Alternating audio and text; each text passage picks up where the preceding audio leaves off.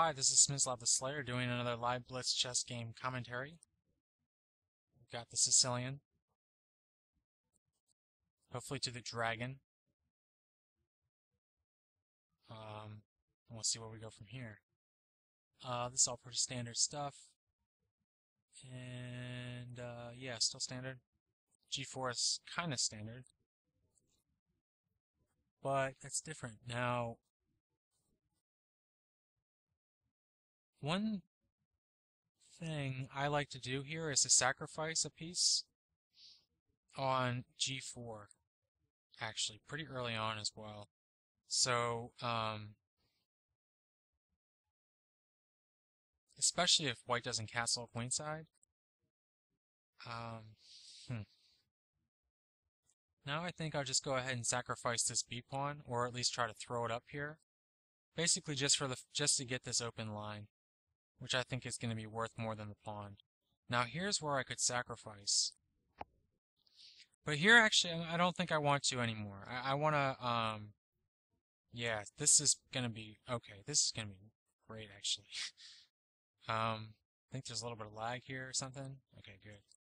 Yeah, because now that's a really terrible move. Although my opponent, actually this is a guy, I played him like, I actually got up to 1630 or something. And then I played him like 7 games in a row, and he won every single one of them. Like every single one. And he dropped me from like, maybe it was like 1620, it was like high 16, and he dropped me all the way down to like 1570 or something by the end of it.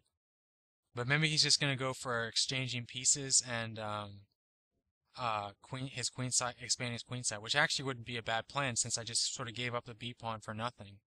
And he always has f4, f5 as an attack. So I mean that's his. It's not a. I guess it's not that terrible. There's parts of it that aren't great, that's for sure, but it does have its point, and I mean, I don't know. It'll be an interesting game. I really want to win this one though, just because he beat me so many times before. Definitely play to g4, and I'll take the bishop here, and if he plays bishop, that's fine for me too. And see, this queen, losing this b pawn is gonna I mean, it's not great to just give away pawns, but it's just not that important to be honest. It just really is not going to be that important. Now I think I might actually want to play queen to b6, though that actually does leave me up to knight d5. f5 takes. I don't really think him opening up the f-file is really all that big a deal for me. I'm going to go ahead and play rook to b8, because that's kind of where I'm going to want to get my, like, this b2 pawn. If he plays b3, that should work out alright too. Now he might want to play actually f6 here, but I don't think he can support it quite yet, because he would just lose that pawn. So he may have wanted to just play actually the h rook over here. I understand what he's trying to do, and that actually normally is kind of nice to have these 2 rooks here. But I think in this position he might want his rooks on f1 and g1. And that, I don't think that's a good move at all, mostly because it just drops the e-pawn, the e4 pawn. And with the attack on the queen as well, it's just, I don't think that's that effective. We'll see though. I mean, it could still work, as the e4 pawn is pretty important, but if he does be able to... No, I don't know, it's just not going to work.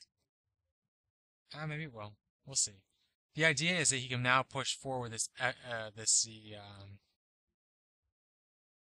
well, no, because I think I have this move, which is actually pretty cool. It's kind of weird looking, and it is pretty weird, but I think it works, because, we'll see then. Because losing this h pawn is not really great.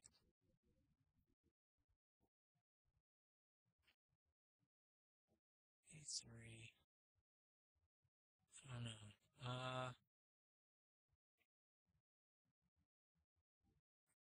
wonder if I just want to take here with the check.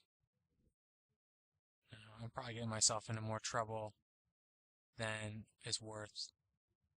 I really don't want to lose this h-pawn, but I don't think there's a way for me to keep it, and I also don't want to give up my dark square bishop. e5 is not a good move. Well, I win the piece that way. But these two pass pawns are going to be worth more than the piece. Especially with otherwise my pawn structure is going to be shattered anyway. Maybe bishop to b5. Eh. What does that do though? Forces the queen to like here. Queen's almost trapped actually. Take. I think bishop to b5, and then if knight takes, rook takes. If the queen goes to a3, then maybe queen to b6. No. Okay. Now we've got this thing open. So if knight takes the h-pawn, we have just a check here. Yeah, check. We're going to have all kinds of discovered checks here. Oh, I guess not quite yet. I do have the knight to h1, which doesn't quite do anything yet. I really need to get rid of this bishop.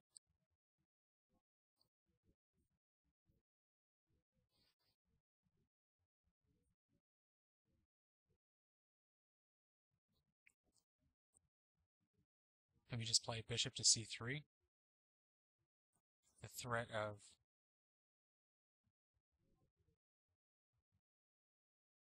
bishop to e5 kind of solidifies a couple of things. Doesn't really do anything solid.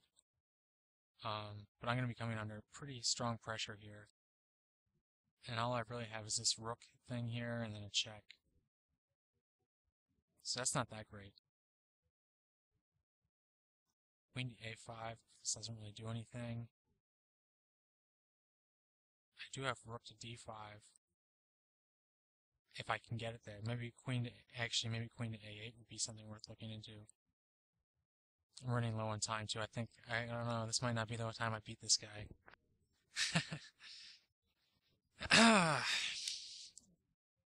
Things are looking, I mean, it's not, yeah, that's the problem move. That is the bad move. Queen to a8 doesn't work because he just has takes check. If I take, it doesn't really work. What if I just take? Goes to e2, takes, then what? Nothing. Well, I do have this c3 move, and he goes to c3. E2. So we have rook, knight to c3, check. Can basically go anywhere. G2. I'm really low on time. Alright, here's what we'll do. F6. That's okay. Actually, that's not a bad move. But I'm so low on time it doesn't matter anymore. A5. I need to try to figure out some way to get this going. I just don't see how I can get it done, especially with this little time. Because he's got this e2 square. Actually, no, I have discovered checks now. So knight c3 forces him to one here.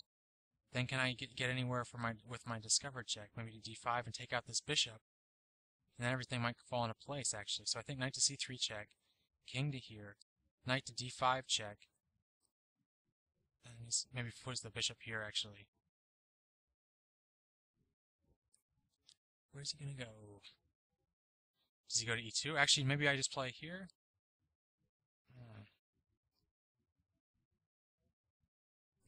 See, yeah, it's just not going to do it.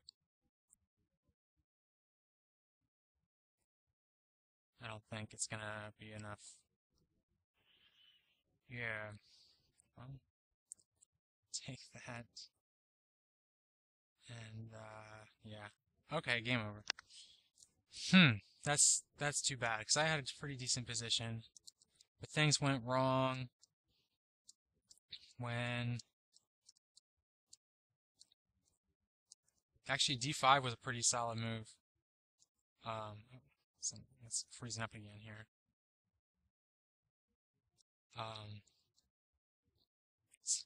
Same thing. It's freezing up again. Well, knight to d5 was a good move. And I'm not sure if maybe this wasn't the best way to handle this situation.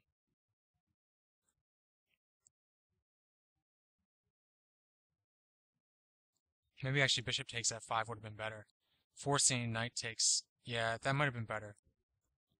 I don't know if that would have been better, but bishop takes f5, knight takes f5, g takes f5, and then if he does play this knight stuff, or he plays knight to d3, and then I have this knight's already out of the way, so I can put this check up right away, actually.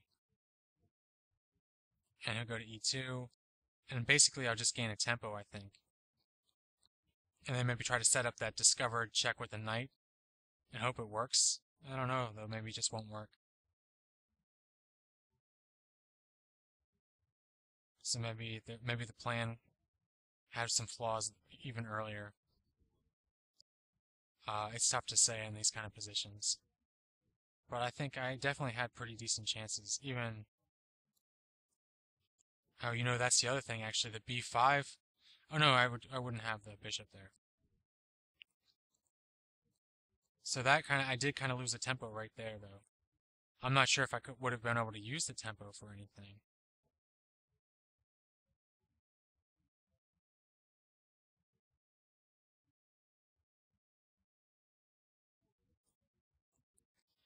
Like maybe right here, knight to c3 check. He goes there. Now maybe this is the spot to look at.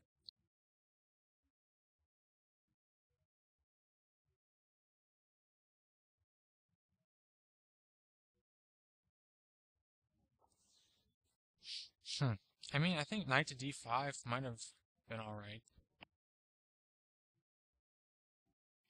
Eh, I don't know. I don't see a whole lot. Well, I'd say it was a pretty good game, so I'll just it's hard to do in-depth analysis on a position that is that complicated in such a short amount of time. So I'll leave it at that, and thanks for watching.